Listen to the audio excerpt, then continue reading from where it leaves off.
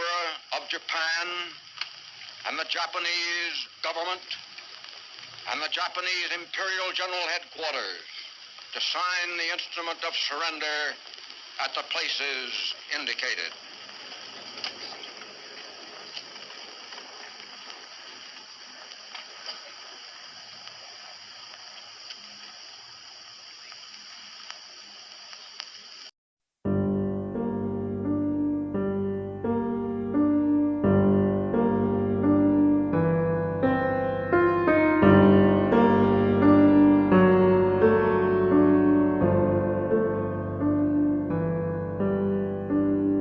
Kembali lagi ke acara kita di Aso Naruhodo Channel ya. Kali ini bulan Agustus ya tahun 2021. Ya, moga-moga di tahun-tahun berikutnya juga tetap ada yang menonton gitu ya. Di bulan Agustus ini karena bertepatan dengan bulan proklamasi kemerdekaan ya. Jadi kami ingin mengambil momentum ini mengangkat tema merdeka atau kemerdekaan, makna kemerdekaan. Nah, dan berhubung kita semua adalah pelaku studi Jepang atau mungkin juga teman-teman para pemirsa gitu ya, adalah Anda ini tertarik pada Jepang gitu, penasaran tentang Jepang gitu ya.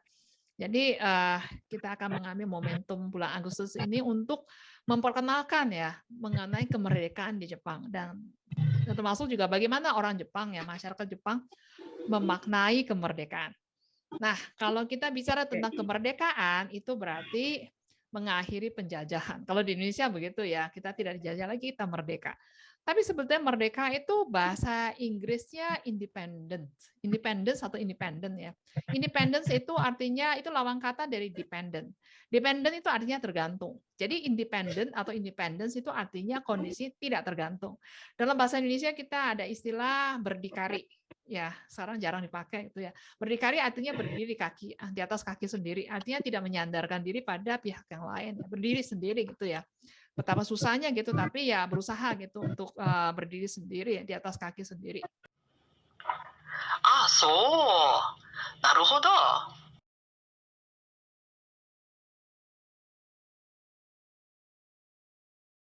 Ibu Susi, sebelum kita lanjut, kayaknya kita perkenalkan dulu deh tamu kita ya. Tamu kita hari ini. Selamat siang, kita berjumpa lagi di Aso Naruhodo Channel. Ya, itu channel yang mungkin dinanti-nantikan oleh teman-teman semua. Ya, kali ini kita kedatangan tamu ya yang lain. Dan ini kali ini ada ya beragam tamu kita. Ya, jadi kita perkenalkan dulu dengan tamu kita. Hari ini ada 4 orang.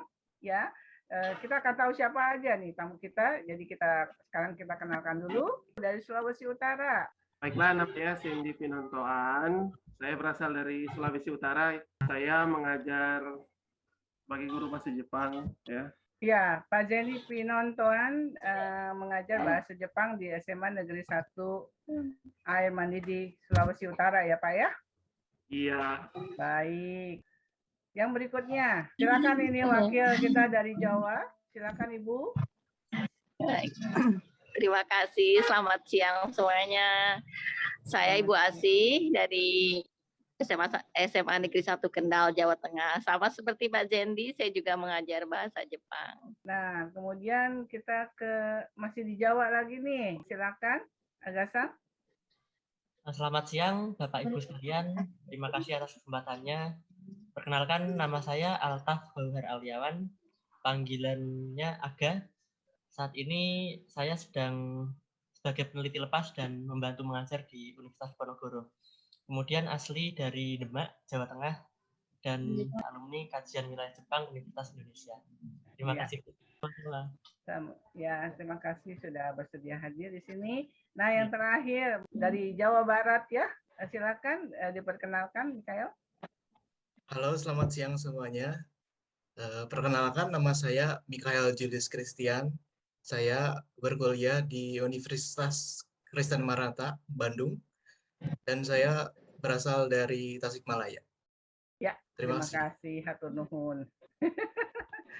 Iya, demikian tamu kita 4 orang ya. Terakhir adalah narasumber kita yang selalu memberikan pencerahan-pencerahan kepada kita semua. Silakan Ibu Susi. Ya, terima kasih Bu Apin. Sebetulnya jangan dibilang pencerahan ya, sharing informasi, berbagi informasi saja. Kalau pencerahan kok kan kesannya pada gelap gitu. Ya enggak sih. Enggak gelap ya. Nah, cuma informasinya belum kesampaian. Tapi jadi cerah ya. itu Sensei. Jadi cerah ya. Moga-moga ya. Soalnya hari ini cerah sekali nih. Cerah sekali ya. Berbagi informasi gitu ya, yang semoga bermanfaat. Jadi karena sekaku gitu ya, kita kan entah suratan takdir atau gimana ya, ditakdirkan untuk studi Jepang ya. Jadi masa sih nggak ada manfaatnya gitu yang bisa dibagikan gitu ya ke teman-teman gitu ya. Ya baik, nama saya Susi, saya mengajar sejarah Jepang di namanya KWJ ya, program studi kajian wilayah Jepang di Universitas Indonesia. Fokus penelitian saya adalah saya mencari tahu ya. Kalau meneliti itu kayaknya heboh banget gitu, harus pakai kerangka teori dan sebagainya. Enggak ada ya, sebetulnya pengen cari tahu aja. Pengen cari tahu aja kenapa Jepang itu bisa maju. Kemudian cari tahu Jepang itu dulu seperti apa sih. Oh, ternyata Jepang itu dulu kacau gitu ya, masyarakatnya kedisiplin gitu ya. Masyarakatnya berantem sama pemerintah, masyarakat sama pemerintah saling nggak percaya, terus banyak yang demonya rusuh gitu ya. Kayaknya jauh lebih parah daripada Indonesia sekarang ya. Nah, terus sekarang bisa berubah gitu ya, menjadi Jepang yang kita kagumi sekarang ya. Nah, itu saya berusaha mencari prosesnya ya, proses apa yang terjadi, dan hasilnya adalah ya hasil mencari tahu, bukan meneliti gitu ya. Mencari tahunya itu adalah informasi yang ingin saya bagikan ya ke teman-teman sekalian. Nah, hari ini karena ini kita rekamannya di tanggal 15 Agustus tahun 2021. Moga-moga di tahun-tahun ke depan juga tetap informasi yang kita bagikan hari ini bisa bermanfaat ya bagi teman-teman kita di seluruh Nusantara ya. Bulan Agustus identik dengan, kalau kita di Indonesia tuh identik dengan bulan proklamasi ya kemerdekaan. Di mana-mana kita lihat di Gegap Gempita gitu ya, ada hiasan bendera merah putih. Kemudian di 17 Agustus ada upacara bendera, kemudian ada lomba-lomba gitu, acara-acara gitu yang meriah ya. Kemudian ornamen, hiasan di mana-mana. Nah, bagaimana dengan Jepang? Bagaimana kalau bagi orang Jepang ya ketika mereka menyikapi ya kemerdekaan. Nah, ini saya kira informasi yang mungkin agak mengagetkan ya, di luar dugaan dari teman-teman ya. Karena pasti kalau disampaikan begitu pasti banyak yang berpikir-pikir, emang Jepang pernah merdeka ya? Kalau merdeka kan berarti pernah dijajah. Loh, emangnya Jepang pernah dijajah? Ya. Banyak yang pasti nggak percaya. Tapi untuk teman-teman yang pernah studi Jepang ya, yang pernah di sastra Jepang, saya kira pasti tahu ya bahwa Jepang kalah perang di tahun 1945. Oh, kalau kalah perang saya kira semua tahu, yang bukan studi Jepang juga tahu ya. Saya waktu SMP atau SMA kayaknya saya juga udah belajar ya, Jepang menyerah tanpa syarat kepada sekutu atau Amerika.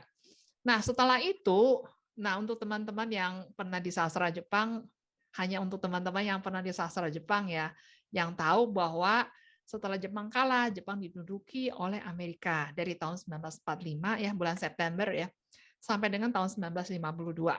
Ya, saya kira teman-teman yang di sastra Jepang dulu pernah diajari begitu, dan tahunnya itu diduduki, pendudukan, bahasa Inggrisnya occupation gitu ya. Terus jadi katanya, oh itu bukan penjajahan, itu pendudukan ya. Nah, pendudukan, occupation atau penjajahan itu tergantung, ini sebenarnya istilah gitu, istilah yang agak politis gitu ya. Tapi intinya setelah pendudukan itu berakhir, orang Jepang itu memaknainya seperti apa. Nah, ini di sini saya ingin share satu gambar ya, foto. Saya ingin share foto ini ya. Ini foto ini saya ambil ya, saya foto ya dari satu jilid buku yang terbit di Jepang. Buku ini tentang sejarah kampanye menabung di Jepang dari zaman setelah restorasi Meiji, dari awal Meiji sampai ya ini buku ini terbitnya tahun 1982 ya. Ini gambar foto ini ya, saya foto ini tidak bisa berbohong, ini bukan foto editan ya. Ini foto tidak bisa berbohong, ini foto ini judulnya pidato ceramah, ini acara ceramah ya. Kemudian ada seorang tokoh yang sedang berceramah gitu ya. Acara ini namanya Dokuritsu Kinen Koenkai. Ya, Dokuritsu artinya merdeka. Saya kira teman-teman yang bisa bahasa Jepang pasti tahu ya, Dokuritsu itu merdeka ya. Kinen itu peringatan ya. Koenkai ini ceramah. Jadi ceramah peringatan kemerdekaan. Merdeka. Orang Jepang memaknainya sebagai merdeka. Ini tahunnya kapan? Ini di Showa tahun 27. Showa tahun 27 artinya 1952. Ya. Ini acara ini diselenggarakan oleh siapa? Ini oleh suatu organisasi yang namanya Asosiasi Promosi Menabung. Saya agak sulit bahasa Jepangnya Zoshin gitu ya. Jadi dia mendorong masyarakat supaya lebih giat menabung gitu ya. Secara nasional. Ini organisasi nasional. Ya, ini yang sedang berpidato ini ketuanya, ketua asosiasi yang bersifat nasional ini ya. Ini yang berpidato ini kebetulan ini yang jadi ketuanya itu namanya Shibusawa Eizo. Ya, Shibusawa Eizo ini siapa? Beliau adalah cucu dari Shibusawa Eiichi. Shibusawa Eiichi itu adalah tokoh yang dijuluki sebagai bapak kapitalisme Jepang karena dia itu sepanjang hidupnya dia pernah mendirikan lebih dari 500 perusahaan. Katanya begitu ya. Dan Shibusawa Eizo ini fotonya ya mulai tahun depan, tahun 2022 akan dipasang sebagai foto ya pada mata uang denominasi 10.000 yen di Jepang. Ya, jadi tokoh yang terkenal ya. Karena Shibusawa Eiichi terlalu terkenal ya. Ini cucunya ya. Cucunya itu juga seorang tokoh di dunia ekonomi gitu ya. Beliau diangkat ya sebagai ketua dari Asosiasi Nasional Kampanye Menabung. Ya. Nah, ini ya ini biasa ya acaranya itu banyak ini seperti ini sebenarnya kertas ya ditulis ini. Jadi misalnya jadi di atasnya juga ditulis Dokuritsu Kinen, ini kepotong ya. Tapi kepotong ini bisa kita lihat di captionnya. Dokuritsu Kinen Koengai ya. Kemudian ini ya ada tulisan ini vertikal ya. Dokuritsu no kiso o chochiku de. Chochiku artinya menabung ya. Kiso artinya pondasi. Jadi ya, marilah kita menjadikan menabung sebagai pondasi kemerdekaan. Ya. Kemudian ini ada Dokuritsu Kinen Tokubetsu Chochiku Undo. Jadi ada kampanye menabung spesial ya, Tokubetsu kan spesial gitu ya, untuk memperingati kemerdekaan. Jadi kemerdekaan itu harus diperingati ya, dirayakan ya, atau diperingati dengan apa? Dengan kampanye menabung. Ya, kemudian ini yang Aisatsu gitu yang melakukan ceramah gitu selain ketuanya nih Pak Shibusawa ada orang lain ya, Yoshikawa Eiji. Yoshikawa Eiji mungkin Mikhail mungkin pernah familiar juga ya. Kalau ke Gramedia itu ada novel Taiko yang bercerita novel ya. Mungkin Aga juga tahu, Aga-san juga tahu ya. Yoshikawa Eiji. Karena ini novel ya tentang siapa namanya Toyotomi Hideyoshi ini ada terjemahan dalam bahasa Indonesia tebal sekali tapi sepertinya laku ya kalau saya ke Gramedia tuh lihat ya dipajang gitu ya. Kemudian ini ada Fujiyama Aichiro. Jadi tokoh-tokoh yang terkenal di Jepang ya. Jadi mereka pidato. Ini artinya sepertinya tuh suatu kegiatan yang lumayan meriah gitu ya. Banyak sekali tokoh-tokoh penting ya yang berpidato. Nah, ini untuk memperingati apa? Memperingati kemerdekaan. Ya. Di sini saya ingin menitik beratkan ya. Jadi untuk meyakinkan ya, ada loh yang namanya kemerdekaan. Nah, kemudian saya lanjut ya. Ada satu gambar lagi yang saya ingin sharing ya dengan Anda. Ini foto ya, saya ambil dari buku yang sama. Ini bus ya, bisnya itu penuh ya. Jadi mungkin sepertinya ada yang bergelantungan di pintu ya, seperti bis di ini Jakarta di tahun 1970-an. Oh, tram, sorry, tram. Tramnya sepertinya penuh ya, sampai orang berdiri di dekat pintu ya. Ini foto di tahun Showa 21. Showa 21 artinya 1946 ya. 1946 itu sepertinya hanya beberapa bulan setelah Jepang kalah perang. Jadi kalau kalah perang kan saya kira teman-teman pasti pernah mendengar, oh Jepang kalah perang di waktu Perang Dunia Kedua, Hiroshima dan Nagasaki hancur dibom gitu ya. Yang hancur hanya Hiroshima dan Nagasaki, daerah-daerah yang lain tidak. Tapi intinya Jepang tuh kalah perang ya. Nah kemudian setelah kalah perang ya apa yang mereka lakukan? Kampanye menabung. Ya, jadi spanduknya dipasang di mana-mana. Mari kita menabung ya. Jadi pemerintah tidak punya dana. Jadi ini kinyukikang ya. Jadi institusi keuangan seperti bank gitu dikerahkan ya. Kemudian diberi subsidi supaya mereka menarik tabungan gitu dari masyarakat. Shokuin ini karyawan ya. Mereka dibekali gitu, dimodali dengan sepeda, dengan sepatu ya. Untuk mereka tuh door to door gitu keliling ya. Kemudian diberikan tiket kereta. Jadi kalau mau bepergian tuh harus naik kereta gitu ya. Diberikan tiket gitu supaya pergi door to door itu mengumpulkan dana dari masyarakat. Tapi bayangkan di zaman itu habis perang gitu ya. Orang hidup aja susah, borong-borong menabung ya. Mau makan aja susah gitu. Tapi dalam keadaan begitu masih digenjot gitu ya, menabung ya. Terus kemudian kalau ada karyawan itu yang berhasil mengumpulkan dana tabungan dari masyarakat dalam jumlah yang signifikan, mereka diberi hyosho, jadi diberi penghargaan. Jadi sampai segitunya ya. Itu apa yang dilakukan oleh pemerintah dan masyarakat Jepang. Ya, saya kira teman-teman pasti pernah mendengar gitu ya, misalnya cerita orang gitu ya, oh Jepang kalah perang, hancur di tahun 1945, tapi tidak lama kemudian di akhir tahun 1950-an atau di tahun 1960-an sudah bangkit lagi menjadi negara raksasa ekonomi dan teknologi di dunia. Wah ini luar biasa, kenapa begitu? Wah Jepang itu memang hebat, miracle gitu ya, mukjizat ya. Padahal enggak. Apa yang sebetulnya hal-hal konkret yang mereka lakukan, pertama-tama berangkat dari sini, menabung. Dengan menabung, dana dari masyarakat yang cuma sedikit saja itu kan katanya sedikit demi sedikit lama-lama jadi bukit. Tapi kalau banyak kan jadi bukit gitu ya. Itu dikumpulkan itu jadi modal oleh pemerintah untuk itu sebagai modal untuk investasi ya, membangun pabrik, membangun sarana prasarana infrastruktur untuk produksi gitu ya. Dan setelah itu produksinya berjalan, kemudian ekspor gitu ya, mulai ekspor, dari situlah sebetulnya kekayaan, wealth gitu ya, kekayaan aset negara itu terkumpul sehingga kemudian Jepang menjadi negara yang kaya seperti yang kita kenal. Ya, nah ini share screen-nya sudah ya. Jadi di tahun 19 ini kan setelah perang tahun 1946 ya, awalnya memang kurang berhasil ya karena kan pasca perang sistem distribusinya juga kacau balau gitu ya, di toko tidak ada barangnya tuh ada, jadi kebutuhan sehari-hari gitu ya, sandang pangan itu ada di mana? Di pasar gelap. Dan pasar gelap itu mungkin teman-teman tahu ya, itu harganya tidak bisa dikontrol gitu, bisa 10 kali, 20 kali lipat gitu ya. Dan kalau orang sudah lapar gitu ya, mau nggak mau ya mereka ya mau nggak mau membeli gitu ya. Sampai banyak sekali keluarga yang menggadaikan asetnya ya, apakah emasnya, perhiasannya, atau ibu-ibu ya, kaum perempuan kan ketika menikah kan bukan dimodali bukan mas kawin ya, dikasih ini sebagai kenang-kenangan kimono ya, kimono kan mahal kan ya, atau obi gitu ya, ikat pinggang gitu ya di kimono itu mahal ya, ada yang dari sutra kan ya. Itu sampai digadaikan oleh ibu-ibu gitu ya, demi apa? Beli beras, beli sayur gitu ya, beli makanan. Ya, jadi dalam kondisi seperti itu, ini pemerintah Jepang tuh luar biasa gigihnya gitu ya, masih tetap kampanye gitu menabung ya, dengan jadi membangkitkan semacam kesadaran, oh negara kita lagi susah, kalau kita mau hidup lebih baik ya negara kita harus pulih gitu ya, rekonstruksi, pulih dari keterpurukan. Caranya itu kalian harus menabung, semua masyarakat harus kontribusi ya.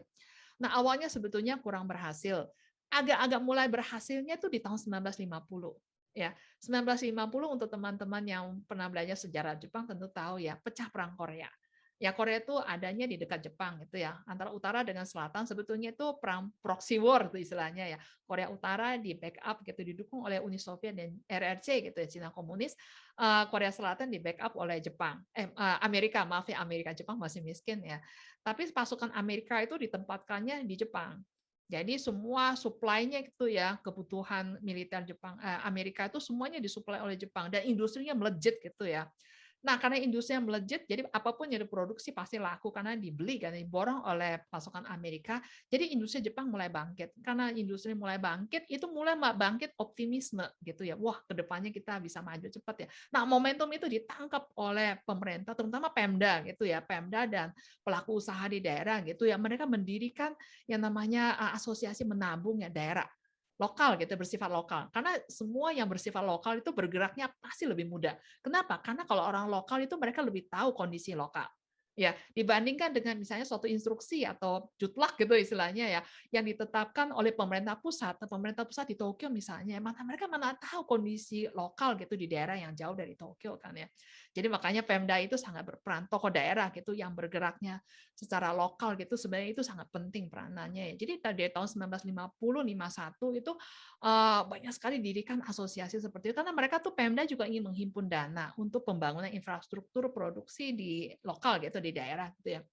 Nah, kemudian di tahun 1951 ya, mungkin teman-teman ada yang pernah dengar perjanjian San Francisco ya. Amerika memprakarsai perjanjian dengan Jepang ya, antara Amerika dan negara-negara lain termasuk Indonesia juga ya, menandatangani perjanjian bahwa untuk mengakhiri perang dengan Jepang, bahwa ke depan kita nggak akan lagi perang dengan Jepang. Nah, perjanjian itu ditandatangani di tahun 1951 di San Francisco ya. Kemudian disepakati bahwa di tahun 1952 Amerika akan angkat kaki dari Jepang. Nah, momentum itu dijadikan semacam momentum oleh pemerintah Jepang bahwa Jepang akan merdeka. Kita akan merdeka tahun depan, tahun 1952. Nah, untuk menyambut kemerdekaan itu, wah kita harus ya semangat gitu kan ya. Jadi kemudian semangat apa yang dilakukan? Nah, asosiasi menabung yang bersifat lokal itu merger ya, menjadi asosiasi nasional kampanye menabung. Ya, ini yang memperakarsanya itu ada pejabat, kemudian tokoh di dunia bisnis gitu ya, seperti Shibusawa Keizo misalnya ya, dan banyak lagi orang-orang para petinggi di bank-bank yang bersifat lokal gitu ya. Merger menjadi suatu asosiasi yang bersifat nasional, kemudian melakukan kampanye dengan lebih gencar lagi. Jadi bayangkan merdeka itu bukan dirayakan dengan gegap gempita ya, tetapi dengan semacam kesadaran bahwa kita akan merdeka secara politik. Tapi kalau secara ekonomi, kita kan sekarang masih kondisinya sangat terpuruk dalam arti bukan dijajah, tapi tergantung. Ya, nah tergantung. Jadi gimana caranya kita memperbaiki kondisi ini? Kaizen gitulah yang memperbaiki kondisi ini. Kita harus berusaha, gitu ya. Berusahanya gimana? Untuk membangun ekonomi perlu modal. Modalnya dari mana? Tidak bisa didapatkan dari pinjaman luar negeri. Caranya adalah menghimpun dana dari masyarakat. Jadi setelah tahun 1952 ini justru dengan momentum 1992 ini kampanye menabung itu semakin dilakukan dengan gencar ya. Nah, ini ada berapa poster ya. Kalau poster saya kira lebih mudah ya dimengerti ya. Nih ya. Ini adalah poster gitu ya, poster dari kampanye menabung ya. Di Showa tahun 27 itu 1952 ya. Showa tahun 30 itu 1955 ya. Ini slogan, ini ada bendera Jepang ya, bendera nasional ya. Minna no chochiku de jiritsu no michi o. Ya, mari kita membangun menuju gitu ya, jalan gitu ya. Jiritsu. Jiritsu artinya jibun de tatsu, mandiri gitu ya, berdiri di kaki sendiri. Jibun de tatsu. Jadi artinya tidak menyender ya ke pihak lain gitu ya. Dengan apa? Chochiku, dengan menabung. Marilah kita semua menabung ya, supaya kita bisa mandiri. Ya. Ini slogan di tahun Showa 29, jadi tahun 1954 ya. Mungkin ada sebentar ya, ada yang lain ya, share screen. Ini ya. Jadi ini poster di tahun Showa 27, jadi 1952 ya. Chochiku de jiritsu no chikara o yashinaimashou ya. Jadi marilah kita membangun kemampuan untuk mandiri gitu ya, dengan menabung. Jadi menabung bukan ada uang sisa terus kita ini uang lebih gitu kita tabung gitu ya, bukan. Dengan menabung itu kita jadi mandiri. Mandiri artinya apa? Mandiri artinya kalau misalnya suatu waktu kita kena musibah gitu ya, ada yang sakit ya, atau misalnya kena ya kecelakaan tidak bisa bekerja ya, kita tidak sampai terpuruk gitu ya, kelaparan dan sebagainya. Kita masih punya tabungan gitu ya. Ya, jadi ini ya namanya Chochiku Doukyo Chuo Inkai gitu ya. Jadi apa ya, Inkai biasanya dewan ya, dewan pusat gitu, ini sifatnya pusat gitu ya, nasional ya, untuk meningkatkan kegiatan menabung. Ya, ini posternya Jepang, orang Jepang itu sangat pintar gitu kampanye, sosialisasi ya. Kalau kampanye kayaknya karena agak bersifat politis, sosialisasi ya, suatu ide atau suatu misalnya kebijakan dari pemerintah yang melalui poster. Ya. Jadi ini ya, jadi kemudian kampanye terus dilakukan. Saya yang cerita saya selanjutnya, saya kira saya tidak perlu bahasnya panjang lebar. Jadi setelah tahun 1952, 53, terus sampai tahun 1960-an, meskipun dan kemudian setelah ekonomi Jepang mulai bangkit, kemudian Jepang mulai masuk ke era pembangunan. Pertumbuhan ekonomi tinggi gitu di tahun 1960-an sampai tahun 1970-an, kampanye menabung itu disesuaikan dengan kebutuhan setiap saat gitu ya. Jadi setelah Jepang menjadi makmur kan tidak ada lagi misalnya slogannya kalau sekarang kita hidupnya susah, nanti kalau supaya hidup kita menjadi lebih makmur, kita harus menabung. Itu kan udah nggak nyambung lagi ya. Itu kemudian di slogan-slogannya diubah ya ala kadarnya gitu sesuai dengan kebutuhan zaman ya, bahwa untuk memastikan kehidupan keluarga yang bahagia gitu ya, itu kita perlu tabungan gitu ya untuk menjamin masa depan anak-anak yang lebih baik ya. Jadi dan ini bersifat nasional ya, jadi karena melibatkan seluruh elemen masyarakat. Media yang digunakan bukan hanya poster ya, acara TV, talk show TV. Nah itu yang saya kira kita belum lihat ya kita di Indonesia, talk show di TV, kemudian talento. Talento itu apa ya, aktor artis gitu ya. Kalau kita namanya selebritis gitu ya, selebritis itu kemudian rakugo ya, rakugo itu apa kalau di kita pelawak gitu ya, itu semuanya dikerahkan karena mereka tuh yang lebih bisa diterima itu oleh masyarakat gitu ya, apalagi melalui TV gitu kan ya. Mereka tuh juga dikerahkan ya untuk mensosialisasikan kebiasaan menabung. Ayolah marilah kita menabung gitu ya. Bahkan yang agak ekstrim gitu ya, pemuka agama Jadi baik Shinto maupun Kristen gitu ya. Kan di Jepang ada upacara pernikahan ala Shinto, ala Kristen ya, meskipun orangnya bukan Kristen ya, bukan umat Kristen tapi bisa menikah ala Kristen ya. Nah, ketika upacara pernikahan itu si pendetanya ya atau biksunya itu dapat titipan pesan dari petinggi gitu ya, pejabat ya. Jadi ketika memberkati pernikahan itu sekaligus diberi wejangan. Nah, biasanya ketika menikah itu kalau ada pemuka agama yang menikahkan, biasanya si mempelainya itu pengantin barunya lebih patuh gitu ya. Nah itu diberi wejangan. Nanti setelah menikah ya jangan boros ya. Tiap bulan jangan lupa menabung ya. Sambil berkata begitu ya sambil diserahkan buku tabungan. Ya.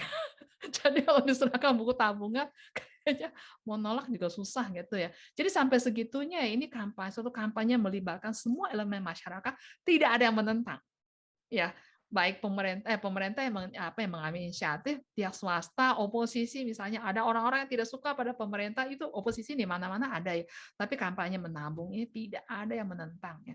Dan bisa dikatakan lumayan berhasil ya. Dan itu menjadi salah satu saya kira kunci utama ya mengapa Jepang bisa menjadi maju gitu ya, bangkit dari keterpurukan setelah Perang Dunia Kedua dan maju seperti Jepang yang kita kenal sekarang. Saya kira itu ya yang bisa saya sampaikan. Bukunya ada ya, kalau misalnya ada yang tertarik dalam bahasa Jepang, kalau ada yang perlu nanti saya scan ya, saya kirim ya. Dan saya kira ini salah satu aspek itu ya, episode ya dalam sejarah masyarakat Jepang yang moga-moga bisa menjadi masukan yang positif bagi kita. Itu saja dari saya. Silakan kalau ada yang ingin bertanya.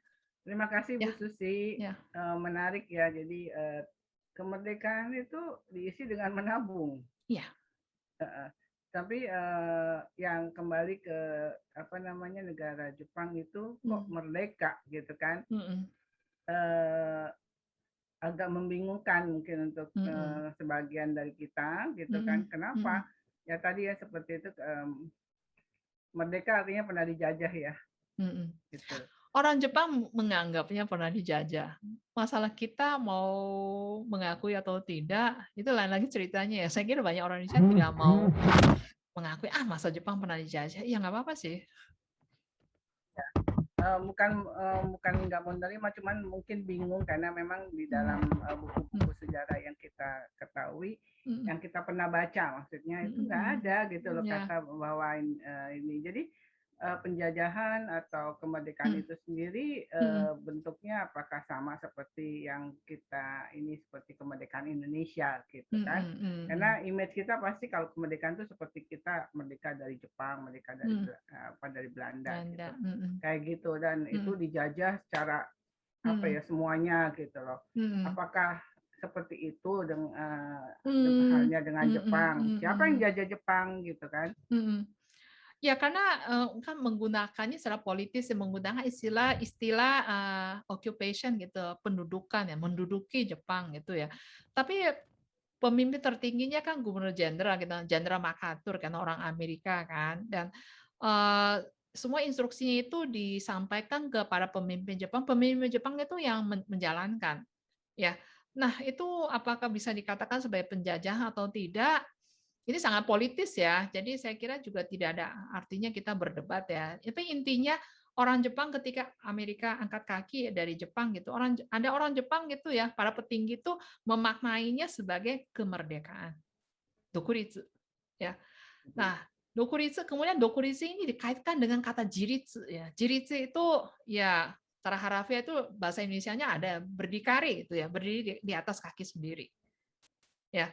Jadi kemerdekaan secara politik, sebenarnya kita tuh 17 Agustus yang proklamasi itu sebenarnya juga kemerdekaan secara politik gitu kan ya. Sedangkan dalam secara mungkin ekonomi gitu ya atau aspek-aspek lain dalam kehidupan kan sebetulnya masih jauh gitu kan ya. Kalau kita melihat di Jepang misalnya ya, mereka kemerdekaan secara politik itu dijadikan momentum ya untuk berusaha supaya secara ekonomi kemudian dalam hal-hal lain itu juga aspek kehidupan sosial lain juga bisa berdikari, artinya tidak tergantung pada bangsa lain. Ya. Baik. Oke, ada yang bertanya? Bu Asi silakan. Baik, terima kasih Sensei. Begitu penjelasan Susi Sensei, saya jadi jadi oh ya masa sih gitu, jadi banyak ungkapan dari hati yang selama ini Jepang itu ya begitu indahnya gitu, Jepang itu begitu mengagumkannya gitu. Tapi begitu Susi Sensei dari setiap kali beliau web online itu saya jadi semakin tahu ya begini gitu. Dan beliau tadi mengungkapkan untuk sebuah arti kemerdekaan orang Jepang sendiri, ternyata penjajahan itu bukan saja adanya ekspansi dari negara lain gitu, tapi karena tidak berdiri sendiriannya itu juga dianggap sebuah penjajahan. Kemudian berikutnya ini Sensei, untuk kampanye menabung itu kayaknya kok di kita juga pernah ya, dulu zamannya saya kecil itu ada buku tabungan, ada Tabanas, ada Tapel Perang itu ya Sensei ya. Nah, apakah itu juga bisa hampir sama dengan di Jepang itu tujuannya? Sebetulnya ya, terima kasih ya pertanyaannya. Bu Asi, sebetulnya menariknya ya, saya membaca majalah-majalah yang terbit di zamannya Hindia Belanda di Indonesia ya, di Batavia ya, di Jakarta, majalah-majalah yang diterbitkan oleh seperti PNI gitu ya, Partai Nasional Indonesia, kemudian ada Budi Utomo dan sebagainya ya. Sebenarnya dalam majalah-majalah itu ya menggunakan bahasa Melayu gitu yang agak berbeda dengan bahasa Indonesia kita sekarang. Sebenarnya di dalamnya juga ada hal yang sama persis yang dituliskan, yang dikampanyekan, menabung. Jangan berfoya-foya, jangan terlalu banyak pesta-pesta, jangan gengsi gitu ya, istilahnya Paris-Parisan gitu ya, pakai baju bangga gitu dari Paris gitu. Marilah hidup hemat, marilah menabung. Hal yang sama. Jadi sebetulnya kampanye menabung itu bersifat universal. Di Hindia Belanda, di negara kita sebetulnya dulu juga para tokoh pergerakan perjuangan kemerdekaan yang namanya mungkin tidak ada terekam gitu dalam buku sejarah gitu. Banyak sekali di antara mereka tuh juga mengkampanyekan menabung. Karena menyadari bahwa kalau rakyatnya miskin ya hidupnya tuh sehari makan, besok kalau nggak ada pekerjaan lagi bisa hidup terpuruk gitu ya. Kalau kondisi seperti itu, gimana bangsa ini mau merdeka? Sebetulnya ada ya, dan saya baca tuh sebetulnya ini bukan karena bangsa Jepang tuh hebat banget ya. Ini sebetulnya fenomena yang bersifat universal, cuman entah kenapa di kitanya, kenapa di tengah jalan tuh terhenti. Saya ingat ketika zaman Soeharto waktu saya kecil gitu ya, ada yang namanya kampanye menabung ya. Tabanas dulu ada namanya Tabanas ya, Tabungan Pembangunan Nasional. Jadi dana pembangunan nasional itu dihimpun gitu ya dari masyarakat gitu ya. Saya ingat dulu namanya Tabanas, sekarang udah nggak ada lagi ya. Sekarang namanya tahapan ya, entah kenapa gitu ya. Dulu pernah ada. Ya. Iya. Siapa lagi yang Terima kasih. Terima kasih. Cukup ya, Bu. Siapa lagi yang mau bertanya? Silakan. Sangat menarik ya pembahasan tadi tentang kemerdekaan dari Jepang. Ya jujur saja saya juga baru tahu kalau ternyata Jepang juga merayakan kemerdekaannya ya, dengan mengisinya dengan banyak kegiatan seperti yang Sensei bahas tadi tentang kampanye menabung. Ya kalau dia dimulai kemerdekaannya 1952, kalau disebutkan tadi kayaknya ini sudah ke 69 tahun ya mungkin ya usia kemerdekaan dari Jepang. Dan setahu saya waktu kejatuhan Jepang waktu lalu ya waktu dibomnya Hiroshima dan Nagasaki yang paling top sampai kita juga dikenal ya sampai di masyarakat dunia di mana Jepang itu memulai kebangkitan mereka di mana kaisar siapa ya Hirohito ya kaisar itu waktu itu mencari guru kan siapa pendidik di sini dicari guru-guru untuk tingkatkan pendidikan. Nah ternyata di samping pendidikan juga ya mereka menguatkan sistem pendidikan di Jepang, ternyata juga ada ini. Saya baru tahu kalau ada kampanye menabung ya menabung di masyarakat Jepang. Sangat tertarik sekali. Ini seperti apa ya kampanye menabung dari masyarakat Jepang? Mungkin bisa dikasih tips-tips sedikit Sensei seperti apa kayak apakah dari celengan-celengan atau seluruh masyarakat dari orang tua sampai anak-anak ataukah hanya orang tua saja ataukah mereka ada program dari bank-bank ya mungkin bisa lebih jelaskan sedikit Sensei. Baik. Terima kasih ya pertanyaannya. Jadi seperti yang tadi saya singgung di awal gitu ya. sistem menabung di Jepang itu sebenarnya meniru sistem yang dari Inggris gitu ya. Jadi menabung itu kalau namanya bank itu kan tidak sampai ke pelosok-pelosok gitu ya, di daerah-daerah pelosok di seluruh negeri kan.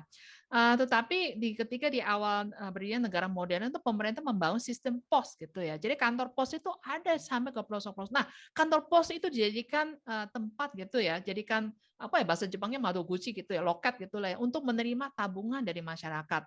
Jadi yang misalnya kalau bahasa Jepang itu dulu berapa sen gitu ya, bahasa Indonesia juga gitu ya, berapa kan rupiah, 1 rupiah dulu ada 1 rupiah tuh 100 sen gitu ya dulu zaman Belanda. Itu dari masyarakat tuh ya yang di pelosok-pelosok gitu ya, dari yang terpencil yang jauh dari kota besar, yang pendapatan penghasilan mereka tuh sedikit sekali gitu ya. Itu coba dihimpun gitu ya, namanya sedikit demi sedikit. Kalau banyak kan jadi bukit kan ya. Nah, tetapi yang namanya masyarakat pada umumnya orang Jepang juga begitu ya, seperti mungkin di kita juga ya, di daerah yang jauh dari metropolitan, yang kesempatan lapangan kerja, bisnisnya tuh kurang gitu ya, pendapatannya rendah ya. Jadi mungkin kalau di kita tuh ya, kita bikin kampanye menabung gitu, nanti masyarakat katakan yang kelas berpendapat penghasilan rendah akan ngomel gitu, buat makan aja susah gitu, buat makan aja nggak cukup, boro-boro menabung ya. Nah, gimana caranya supaya masyarakat umumnya mayoritas gitu yang pendapatannya minim gitu ya, gimana caranya supaya mereka mau menabung dan bisa menabung? Caranya adalah sosialisasi pola hidup sederhana. Itu yang belum ada di kita ya, saya kira ya. Itu sangat gencar dilakukan di Jepang dari zaman ya kira-kira 100 tahun yang lalu gitulah. Saya pernah menulis tentang Seikatsu Kaizen itu ya, pas ya tahun 1919 itu ya. Kampanye hidup sederhana. Jadi hidup sederhana itu keren, hidupnya ribet itu kampungan gitu ya. Jadi misalnya pesta pernikahan misalnya ya, jor-joran, wah itu kampungan ya. Tapi kalau sederhana itu keren. Pakaian nggak usah, terutama kaum perempuan gitu, pakaiannya nggak usah terlalu banyak gitu ya, cukup 3 setel aja. Terus pokoknya hidupnya makan gitu yang simple gitu, masaknya nggak usah terlalu ribet gitu ya.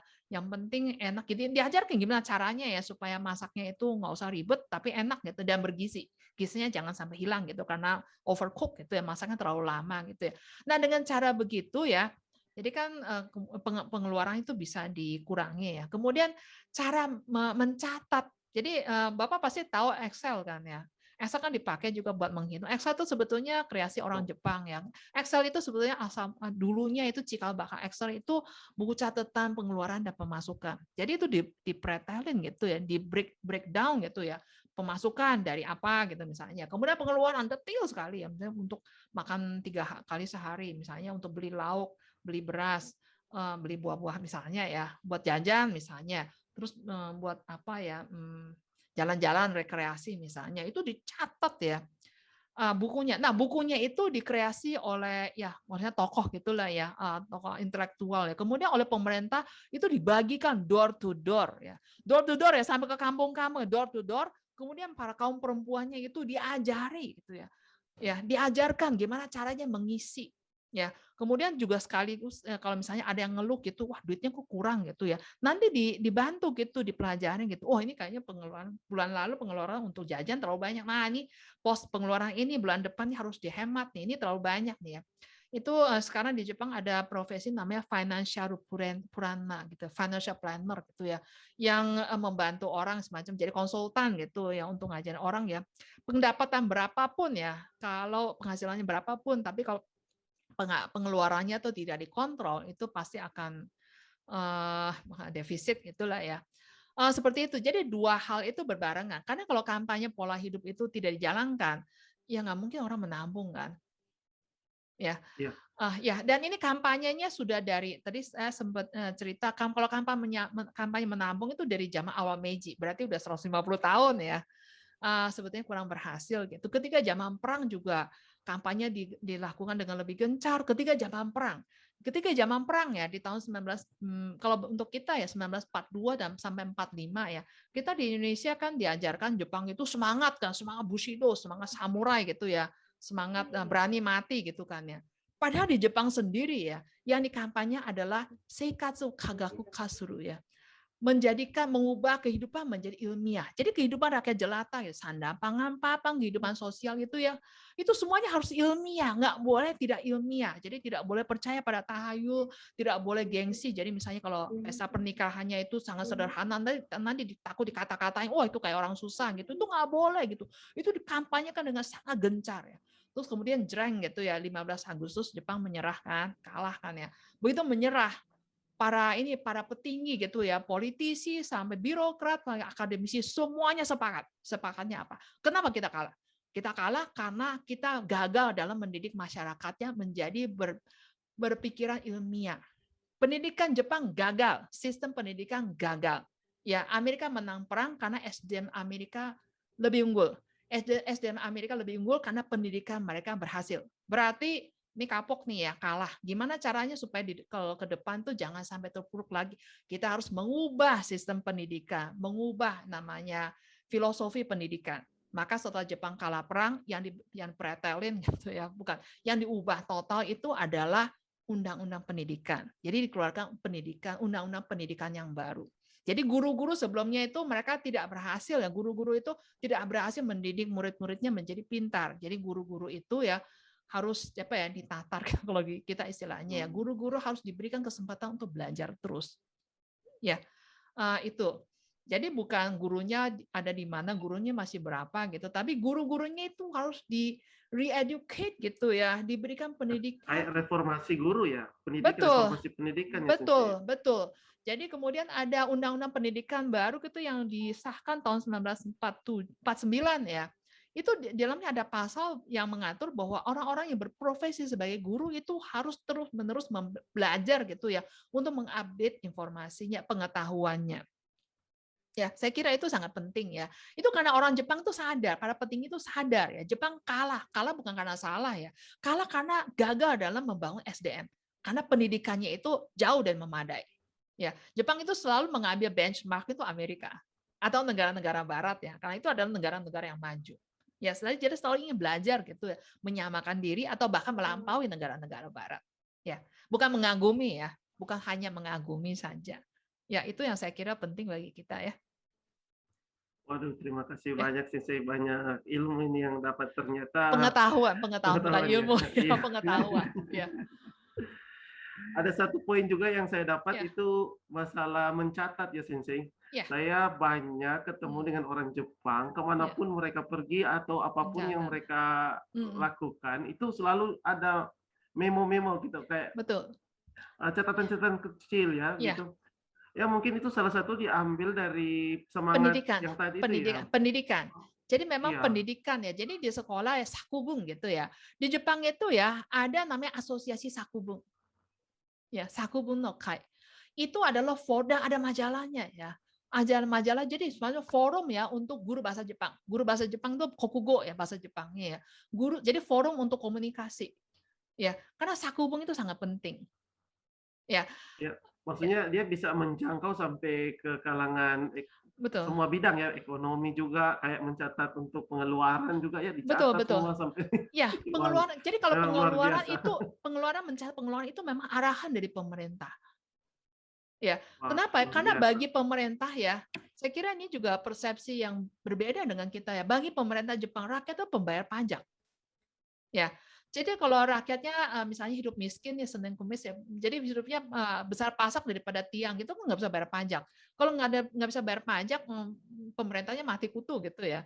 Jadi rakyatnya tuh biarpun miskin ya, tapi kalau masih bayar pajak miskin sedikit banget gitu ya. Tetapi kalau kalau semua orang miskin di Jepang bayar pajak itu kan jumlahnya lumayan. Itulah saya kira kita di Indonesia pemahamannya masih kurang ya. Kita pemerintah mungkin ya kurang bisa melihat bahwa rakyat itu adalah pembayar pajak. Jadi gimana caranya supaya rakyat itu benar-benar cantok gitu bayar pajak? Caranya adalah mereka harus dibuat gitu diarahkan ya supaya punya uang lebih. Gimana caranya supaya mereka tuh bisa punya uang lebih dan bayar pajak? Nah itu jadi pemerintah harus intervensi nih pola hidup gitu ya, termasuk mencatat pengeluaran dan pemasukan. Ya. Kita sering melihat seperti yang Pak Zen dikatakan, sering sekali orang Jepang itu selalu punya note ya. Kemana-mana tuh pasti punya note kecil untuk mencatat apa saja gitu. Karena mungkin itu udah dibiasakan sejak zaman dulu sekolah. Ketika restorasi Meiji, di Jepang itu tinggal literasinya 20%. 20% artinya 80% orang itu buta huruf. Kalau buta huruf nggak mungkin bisa catat. Ya. Jadi memang pendidikan kokugo ya. Ini saya kira juga kita perlu menggarisbawahi. Saya ingat waktu saya SMA ya. SMA udah lama, zaman Orde Baru, zaman Soeharto ya. Bahasa Indonesia tuh mata pelajaran bahasa Indonesia tuh tidak dianggap penting. Ya saya kebetulan sekolah di sekolah swasta ya. Yang penting tuh bahasa Inggris dan matematika. Ya. Padahal namanya kokugo gitu, bahasa Indonesia itu sangat penting ya. Kita kan orang Indonesia kan, anak-anak sejak kecil harus dilatih gitu ya, berpikir logis ya, kemudian mengungkapkan apa yang dia ingin ungkapkan gitu dalam bahasa yang apa ya, kalimat yang runut gitu supaya bisa dipahami orang lain. Kalau nggak kan repot dan bisa miskom gitu kan ya. Miskomunikasi, habis itu berantem ya. Saya kira apa yang kita lihat sekarang, kenapa masyarakat tuh banyak berantem, komunikasinya nggak nyambung ya. Saya kira itu salah satunya karena pendidikan bahasa Indonesianya kurang diperhatikan. Ya, saku itu sangat penting. Kalau bagi Jepang ya, saya kira mereka lumayan berhasil ya. Ya, pendidikan sangat penting. Iya, jadi bukan mencari guru Pak Dendi, gurunya ada berapa yang tersisa enggak? Kayaknya sih ya. Tapi reformasi pendidikan iya. yang digenjot oleh pemerintah Jepang pada saat Jepang kalah. Jadi kalau para guru gitu, pengajar gitu ya, dari guru sampai dosen gitu, kalau tidak diberi kesempatan untuk terus update gitu, belajar ya pasti akan ketinggalan ya. Apalagi di zaman sekarang yang kemajuannya begitu pesat ya. Itu ya saya kira. Jadi bukan hanya menuntut dari guru ya harus mengajar, dosen harus mengajar misalnya berapa SKS ya. Tapi mereka juga harus di backup gitu ya, diberi kesempatan untuk pelatihan, untuk belajar gitu ya. Itu yang saya kira masih perlu masukan ya ke Kemendikbud. Ya baik, ada yang mau bertanya lagi? Siapa? Silakan Anda Sang. Ya. Modinnya Sensei untuk bertanya. Sekaligus ini ya Sensei, Kak Kuning atau konfirmasi ya Sensei. Saya sangat terima kasih Sensei atas materi hari ini, sangat menambah wawasan bahwa ada beberapa poin yang memang yang tadinya nggak tahu jadi menjadi tahu, yaitu makna dari merdeka sendiri. Karena kita melihat merdeka itu kan dari yang dijajah menjadi tidak terjajah. Padahal dari berbagai perspektif itu sangat banyak Sensei. Dari merdeka apanya dulu seperti itu misalnya. Nah, ini sangat luar biasa bahwa merdeka di sini, di Jepang ini lebih cenderung ke arah kesadaran atau isiki ya, kalau salah. Kesadaran ini tentu akan mengarah ke hal-hal yang konkret, salah satunya adalah menabung. Nah, ini saya mohon maaf, kalau misalnya saya kaitkan dengan zaman sekarang ya, zaman global, zaman yang teknologinya juga semakin pesat, apakah masih bisa relevan kalau bisa kita contoh etos orang Jepang untuk menabung? Karena saya pernah mendengar bahwa kalau orang Jepang itu ekonominya stagnan, itu salah satunya malah karena menabung. Penyebabnya. Iya. Kalau orang yang berhemat menabung itu kan otomatis pasarnya nggak bisa gerak. Iya. Ya. Pasar nggak bergerak, otomatis banyak toko yang tutup. Nah, kalau toko banyak, ya ekonominya mandek seperti itu. Iya.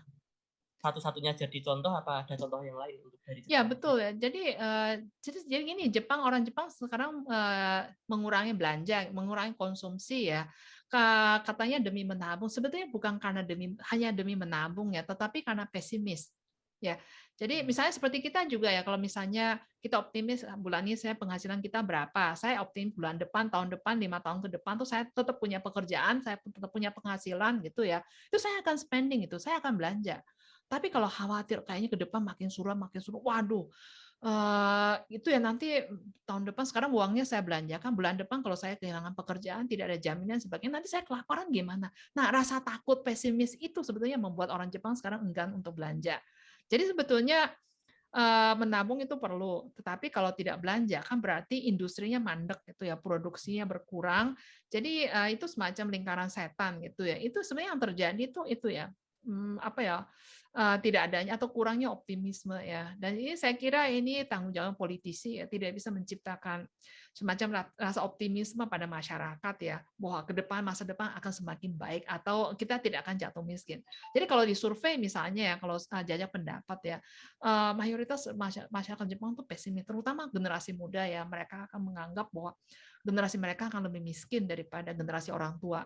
Ya saya kira itu berbeda dengan kita di Indonesia ya. Anak-anak muda masih lebih optimis ya, kalau saya berusaha, siapa tahu gitu ada rezeki ya, saya bisa hidup saya lebih baik daripada generasi orang tua ya. Demikian ya. Jadi pemerintah berusaha untuk membangun optimisme, tapi sepertinya kurang mengena gitu ya. Ya, berarti ini ya, Sensei, dengan kata lain ya, Sensei, apakah bisa dikatakan karena kesadaran itu tadi kan mesti kan harapannya bisa kita contoh, kita ambil, kita tiru misalnya begitu. Berarti belum tentu relevan juga kalau kita tiru iya, intinya langsung kita tiru semuanya gitu. Oh, enggak. Referensi, masukan gitu ya. Jadi masukan apa yang mau dijadikan referensi itu sebetulnya tergantung kita. Jepang juga tidak 100% tuh telan bulat-bulat gitu ya, meniru apa yang ada di negara-negara barat, Amerika atau di Eropa ya. Ya mereka ambil sebagai masukan gitu, referensi ya.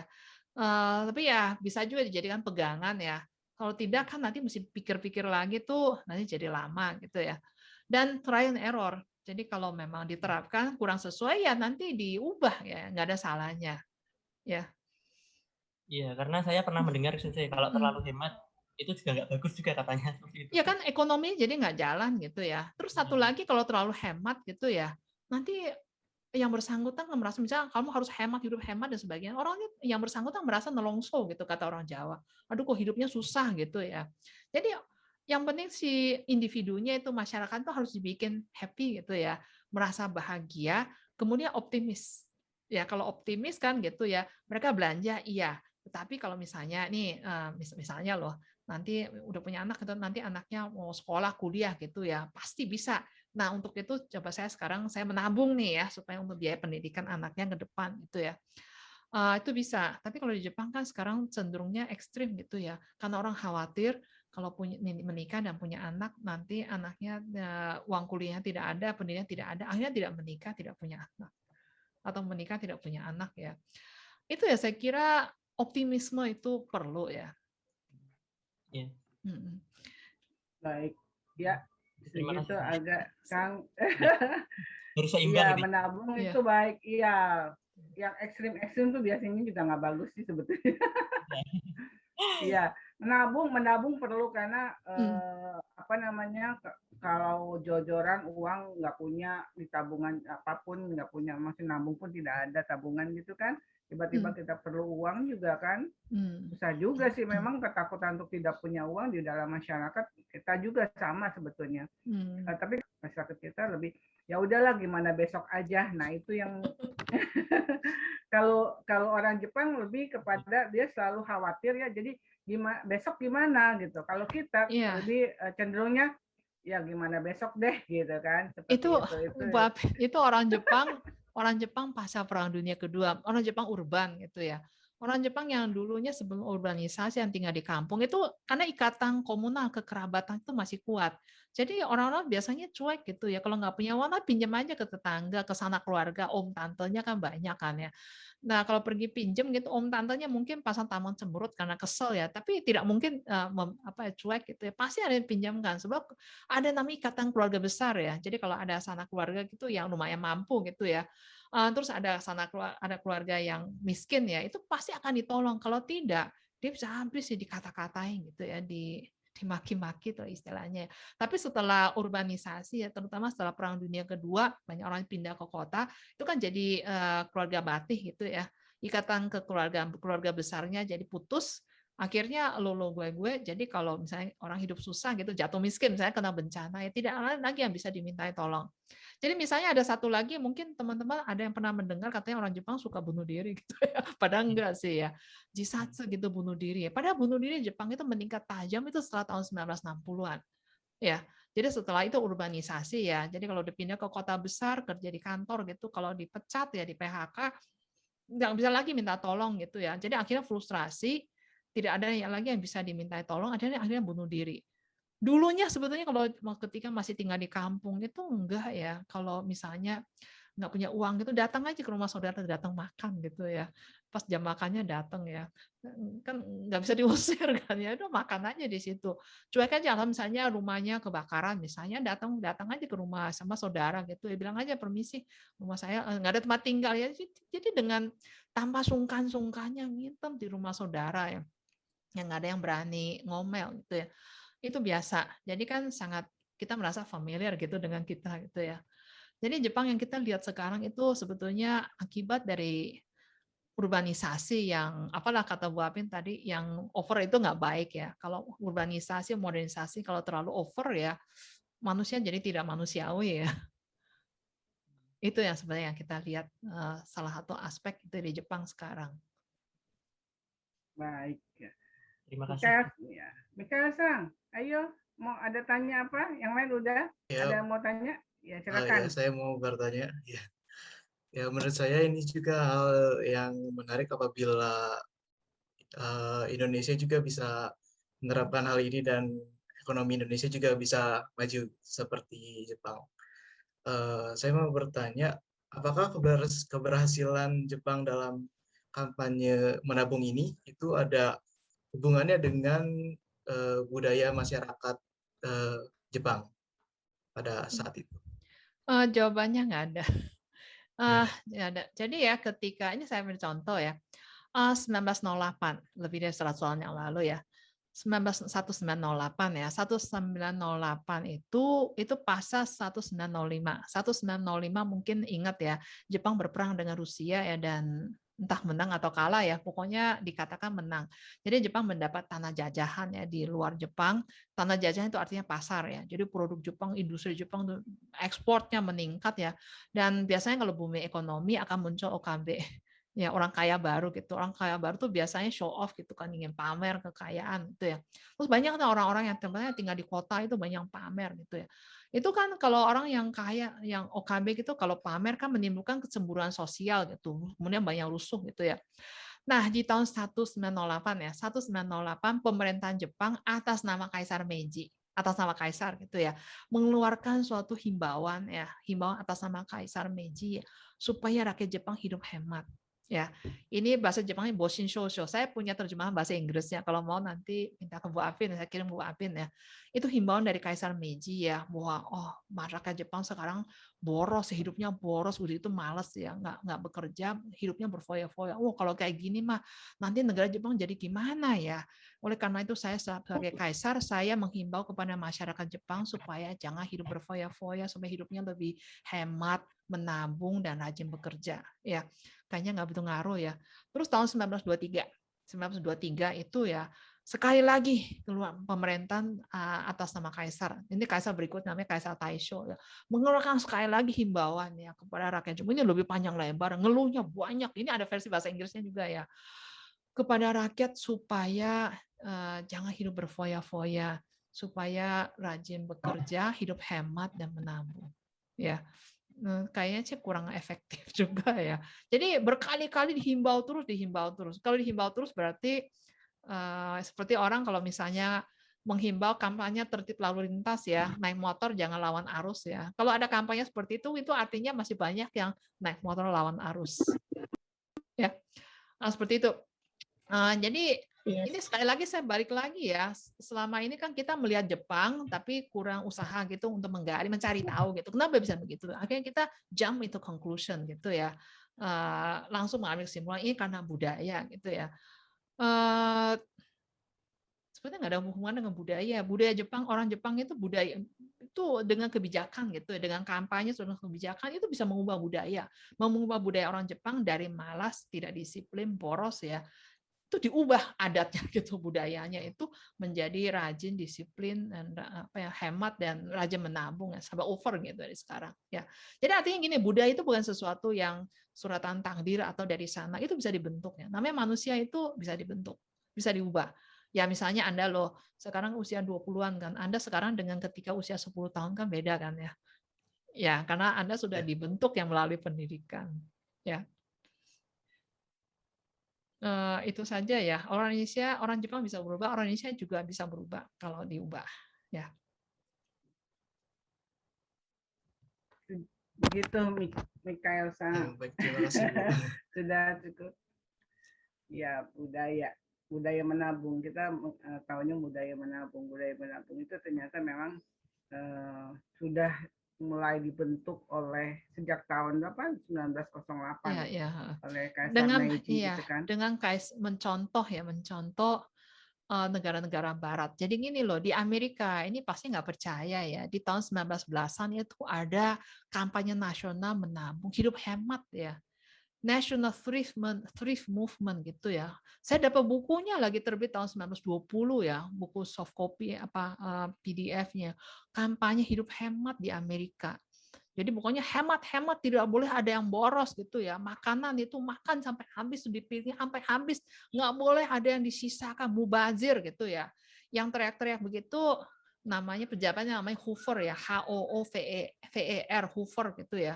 Keturunan Belanda sih orang Amerika yang belakangan jadi presiden. Akhirnya sampai nama dia tuh dibikin jadi kata kerja ya. Hoover, Hooverize. Hooverize artinya tidak boros ya. Sampai segitunya, sampai ekstrim gitulah. Ada lagi satu orang nih yang lebih sinting, kalau menurut kita lebih sinting, namanya Fletcher ya, orang Amerika ya. Dia tuh katanya menemukan suatu cara gitu ya. Gimana caranya supaya makannya dikit tapi berasa kenyang. Ya, caranya adalah makanan yang dimasukkan ke mulut itu dikunyah 100 kali.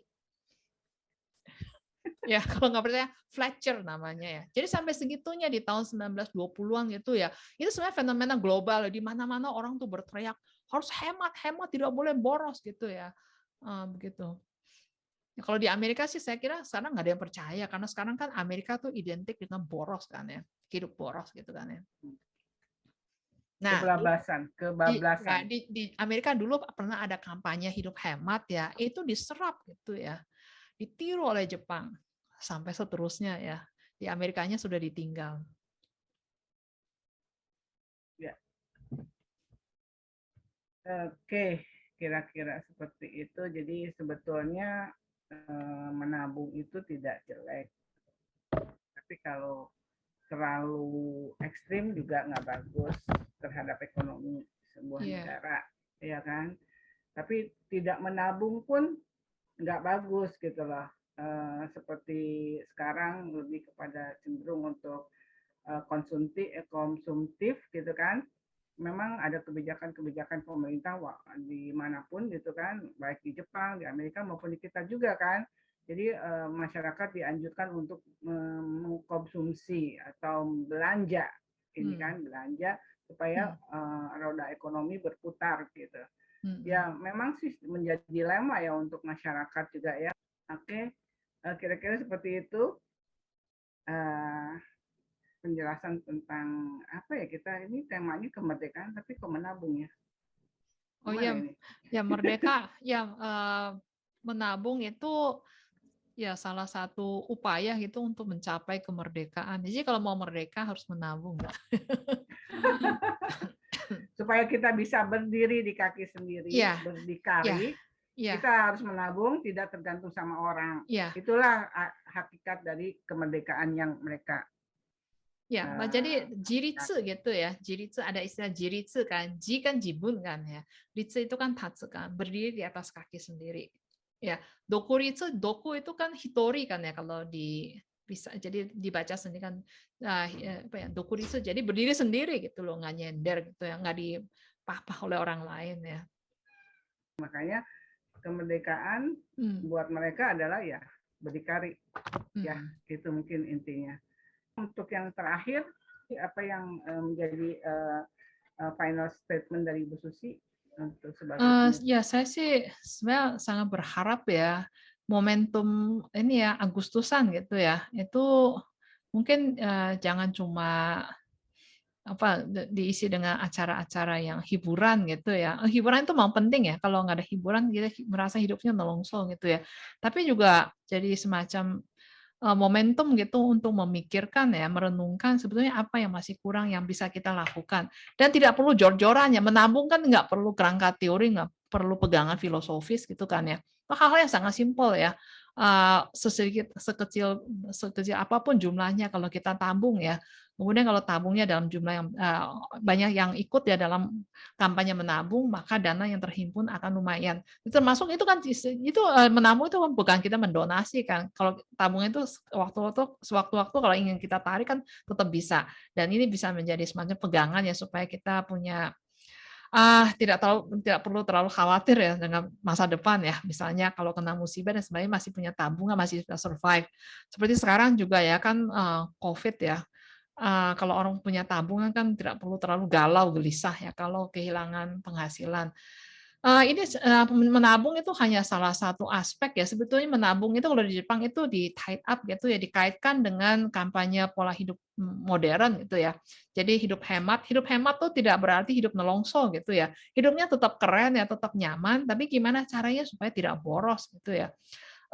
Ya banyak sekali saya kira hal-hal yang positif ya tentang Jepang yang mungkin bisa jadikan referensi bagi kita dan sekaku gitu ya, kita belajar tentang Jepang. Apa salahnya ya kita mencoba melihat ya, siapa tahu ada hal-hal yang positif yang bisa kita terapkan supaya dan kita jalankan dengan harapan Indonesia menjadi lebih baik.